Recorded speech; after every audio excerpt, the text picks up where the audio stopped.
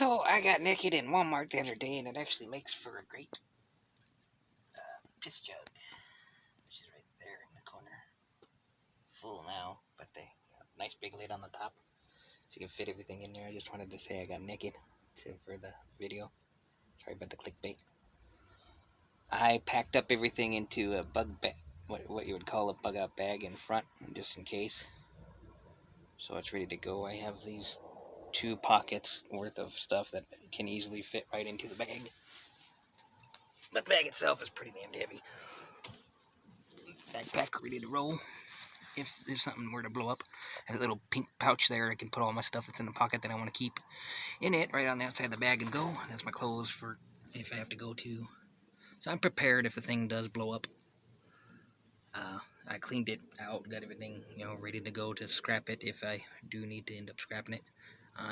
My friend of mine is sending the Montana title from Montana down here on Monday. It'll probably get here, I don't know, sometime between Wednesday and Friday if I'm lucky, depending on the snowstorms and whatnot up north might slow it down.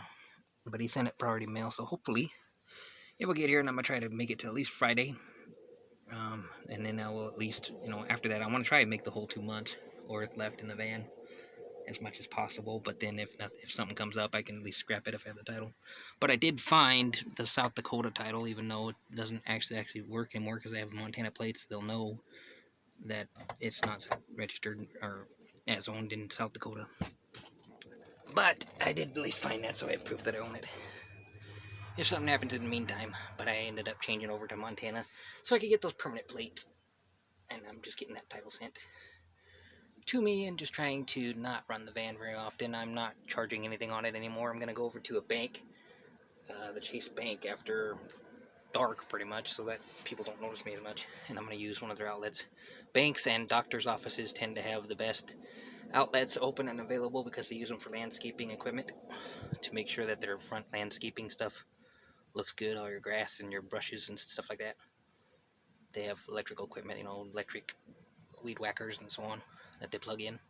So if you ever need an outdoor outlet, the best areas to find one from all my time that year in 2019 hitchhiking and on foot looking for power outlets and stuff that whole year, I can guarantee you doctor's offices, urgent care centers, and the banks are the best places to find an outdoor outlet.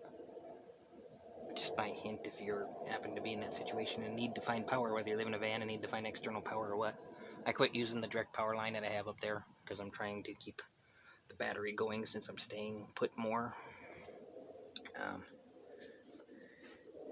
I have a bunch of stuff for flea and lice medication and what stuff you can spray around in here and whatnot. My sleeping bag barely fit into that, so I just take that with me if I have to bug out. I have the sleeping bag packed away in there.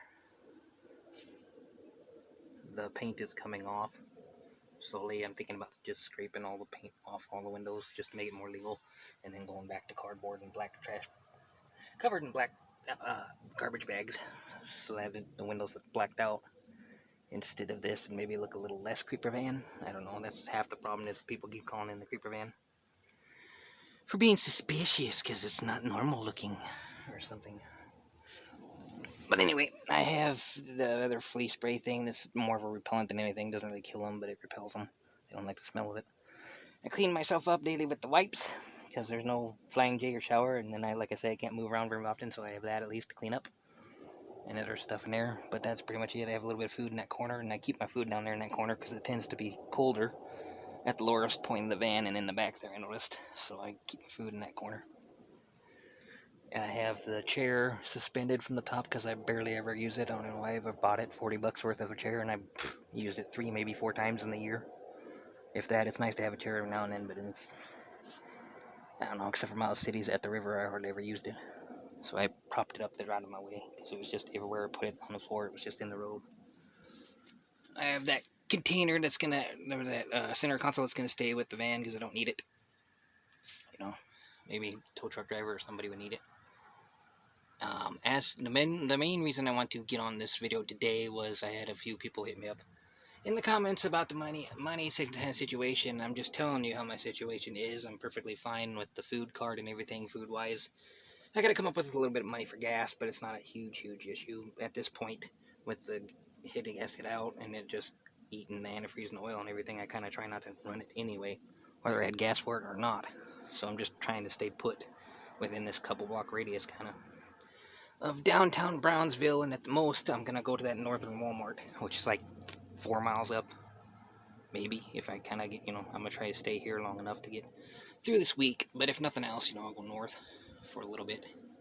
But I don't want a chance running it for a while until I get that title. After I get that title, I'm still gonna go as is, because anywhere it just decides to take a crap and die on the highway or wherever, they call the tow truck, and you just give them the title. As long as you have the title, you can work something out with them to, at the very least, make the difference of the tow. But some places that are tow truck operators also are scrapyard operators, and they take it to the scrapyard and they make a little bit of money off of it. So like if they only get $200 maybe in metal for this fan, they might give me 100 of it, but if you called them yourself and like a Walmart parking lot sitting there, you can probably get the full 200 yourself, because it's direct to the scrapyard company instead of the tow truck on the road. So I would lose a little on the road if I went, but the idea is, as long as I have my title, I'm still good to go. And I'm gonna try to still make it to Galveston, back to Galveston, for a vacation package thingy that I bought a while back when I had the stimulus that I can't use yet until I have another couple $100 to pay the hidden resort taxes and parking fee and all this. I shouldn't have bought that. It was stupid back in the day when we got that $600 stimulus. I spent $200 on that stupid package. Timeshare package where you go there and you can get nice food, and then you sit there and listen to them talk about selling timeshares for 2 hours a day, each day for like 2 days. And then if you don't have to buy nothing, the Holiday Inn Express part of that is separate, third party than from the presenters that are doing it. And if I do all of that and sign up for, and that I was there for both days, then I get the $200 back in cash, supposedly. I don't know whether that would actually pan out to be the truth or not, but either which way, I'll end up spending like $100 worth of resort fees and parking fee.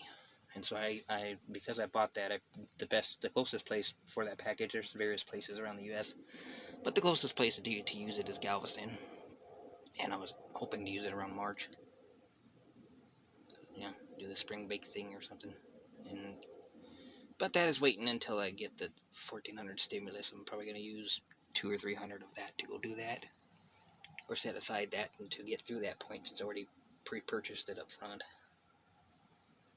But I'm just basically killing time now, between now and whenever they do the stimulus, which is projected at sometime between mid-March and mid-April. But the main reason I wanted to make this video tonight is because I had a bunch of people comment and try to send me messages and everything about trying to send me money, and I appreciate the effort of you to do so on the road, but just know I'm okay with food and whatnot, and I'm trying not to drive so anyway, so I don't really, gas isn't as big of a concern at the moment. It just, all it would do is, I think, is burn the engine up more. And like I say, I got between now and mid-March or something time frame to kill before it can go to Galveston. And I'm hoping this van it would be nice if this van still ran on a whole bonehead gasket all the way to Galveston, and eventually all the way back up to Miles City. And if it did that, I would leave it there and store it, and just basically keep driving it till one day it locks up. That's the idea, because I still have newer tires on it. And if it were to lock up and I got it off of the street into a regular parking lot or something before it died, then I can afford to just look around in the online and see, and call the scrapping companies and see what best deal I can get and have them come get it. You sign the title over and they give you money right there. I've done it before, sadly. And eventually this will have to go that route. But I'm hoping to at least make it to April or May would be nice. If it makes it to April 12th, I think, is when I bought it, or April 21st, I can't remember, I'm dyslexic in that portion, I can't remember if it was 21st or 12th, I think it was the 12th that I bought it last year. So I'm hoping it'll make it a year, and if it makes it a year, then I put $3,000 in total into this fan altogether with the tires and everything to get it going. About it for like around $1,000 and put about $2,000 into it. About $3,000 for the year when you combine a house and a car together. I saved a lot of money. So it more than paid for itself, even if it only lasts a year. So I just want to make that video and let you know that I do have an email and all that stuff like that, but I'm not really, in the time frame to have somebody send me money or anything, because I don't need it at the moment. I am better off than I made it sound in the videos, I guess. I'm just killing time. Basically, I have a month and a half worth of time frame to just wait for the stimulus. And there's other options out here on the road if I had to find money. All sorts of day labor, etc. So I'm okay, but I appreciate the offer from a lot of people to send me money and get me going. But like I say, I'm not planning on going anywhere anyway. So it, at the moment wouldn't really help all that much. I just want to stay and not get kicked out of places. Hopefully. I'm at the Walmart again. This Walmart currently in downtown Brownsville, they said as long as the van moves once every 24 hours, they don't care if I stay here indefinitely. As long as the van moves once every 24 hours, and you move pretty far away, from the last spot you're parked at, so that corporate, doesn't notice the same car sitting in the same place, which is kind of the general rule for Walmart anyway. And so that's what I plan on doing. But I'm gonna go down the street tonight to the HEB, the H-E-B, how do they call it, which is a grocery market that's smaller than Walmart, but it's got a Chase Bank in front of it, like I was saying, and I can plug in all my electronics and plug these and charge these 3 phones and 2 battery packs up while being able to park my van right there where I can see it. And I think that's the plan for tonight anyway, but I'm waiting to buy Walmart food because Walmart food will be cheaper later on tonight because I want to keep getting past the heat so that I don't have meat and cheese out here in the heat when I'm not hungry yet. I'm just going to buy it after dark and eat it later tonight, some of it later tonight. And I've been getting by with food pretty good. I've been making $10 a day, actually $10 every couple days worth, because if you get lunch meat sandwiches and whatnot, you can find all sorts of cheap deals. It's just this current situation with Texas and snow, this Walmart is having a hard time getting food in. So that's the other reason I want to move to HEB, because HEB might have a different food distribution and got caught back up from Blizzard. I don't know. I haven't been in Walmart yet today to see, but I'm hoping they at least have lunch meat would be nice. So that's the gist. I just was giving you an update and letting you know how things are going. Things are going pretty good, and I didn't mean to make it sound like I'm not doing very good. Like and subscribe, leave comments, and we'll catch you on the flip. Peace.